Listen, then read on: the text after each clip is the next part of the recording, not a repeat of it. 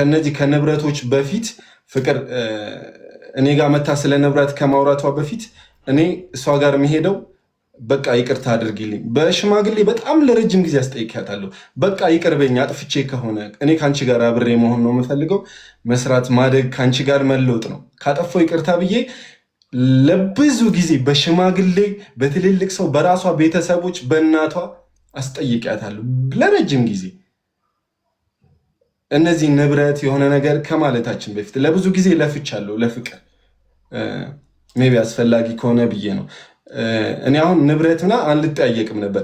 ፍቅር መታ ዩቲዩብን ስጠኝ ስትለኝ ለምን ፍቅር ካጠፋው ይቅርበኝ ምናምን ነገር ነበር ስላቴ ነበር። ስቲል እናቷ ጋር ሄጄ በእናቷ ነበር እናቷን አዲስ አበባ ድረስ ይዣት መጣና በቃ ይኸው በእሷ ፊት ይቅርበኝ ካጠፋውኝ እላት ነበር። እና ከንብረቶች በፊት እነዚህን ነገሮች ነው ያደረግኩትኝ። ገባሽ? ከዛ ባለፈ ይሄ 4 ቀን ነው አላልኩሽም? በትንሽ መኪና ንብረቱ በተገዛ በትንሽ ጊዜ ውስጥ እነዛን ይሄንን መኪና ስንገዛ ማለት ነው ሀቡዬ ይኸው ለ3 ወር አፈር ዲሜ ግጬ ነው የገዛሁት። አፈር እንዴት መሰለሽ? በባንክ የተገዛ ነው። ባንክ በምን ያህል ጊዜ ብር እንደሚሰጥሽ ታውቂያለሽ። ሄዶ ገዝቶ መጣ ስላለች ነው ቅድም። እሺ ለረጅም እንደውም ከ4 ወር በላይ ይሄ መኪና ለመግዛት ከ4 ወር በላይ ለፍተናል። ከሰዎች ተበድረናል። እውነቱን ነው የምነግርሽ። አደል የሆነ ብር ኖሮ እኔ ጋ እንደ 600 ሺህ ብር እኔ አካውንት ላይ ካለ ለምንድን ነው ከሰዎች የምበደረው? ሀቢባዬ 400 ሺህ ብር እኔ አካውንት ላይ ካለ ለምንድን ነው እኔ ሀቢባ ይኸውልሽ መኪናውን ከገዛን በ4ኛው ቀን ምናምን ነው የተለያየ ነው አላልኩሽም? ይሄ ጥሩ እውነት ነው። አንድ ሰው አካውንቱ ላይ 600 ሺህ ብር በላይ ካለ እኔ ከሰዎች የምንበደረው ለምን ይሆናል? ያ እንደዛ እንደዚህ አይነት ፖይንት ማንሳት ግዴታ ስላለብኝ ነው። ግድ ነው። እሺ ልቀጥል? አዎ ነጥብ እያዝኩ ነበር እኔ። ኦኬ እሺ ሰው ያን ያህል ሜቢ አላቅም።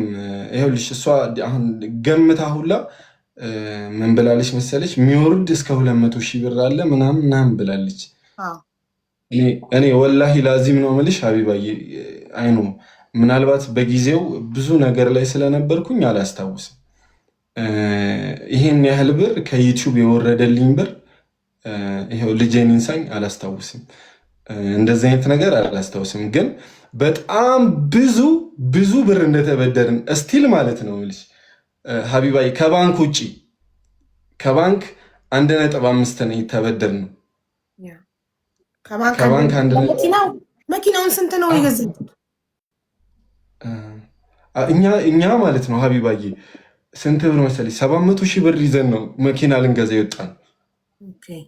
እሺ የመኪና ዋጋ እንትን ነው ስልሽ አለማወቅ አለመብሰል አለ አይደል? በጊዜው አናቅም ነበር። በቃ ይሄ ጓደኞቻችን ሲገዙ አየንና እሷም ጉጉት ነበራት ፍቅር። እናቴ ትሙት ቀደም ስትል እየታዘብኩኝ ነበር መኪና የመግዛት ምናምን። እንደውም ከመግዛታችን በፊት ይኸውልሽ የድፍረታችን ድፍረት ምን እናደርግ ነበር መሰለሽ?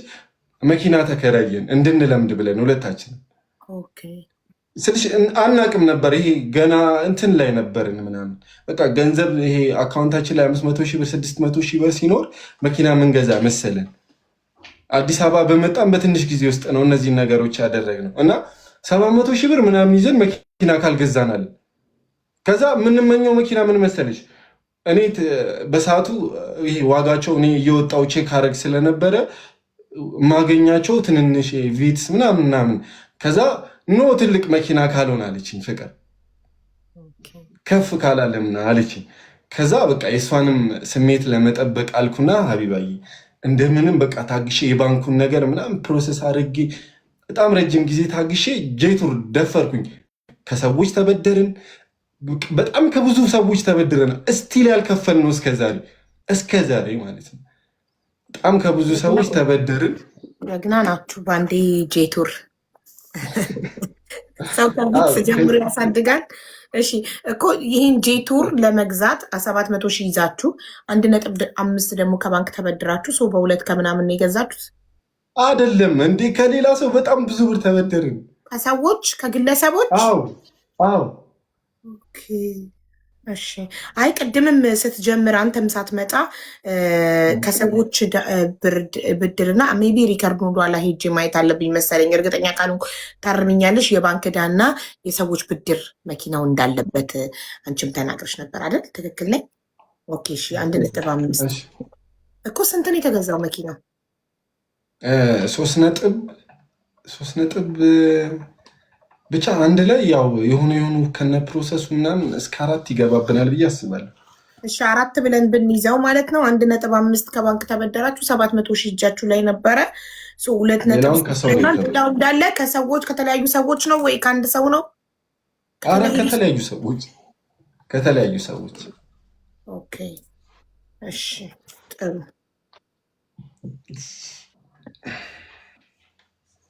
እሺ ቀጥ ይሻል ጽፌያለሁ።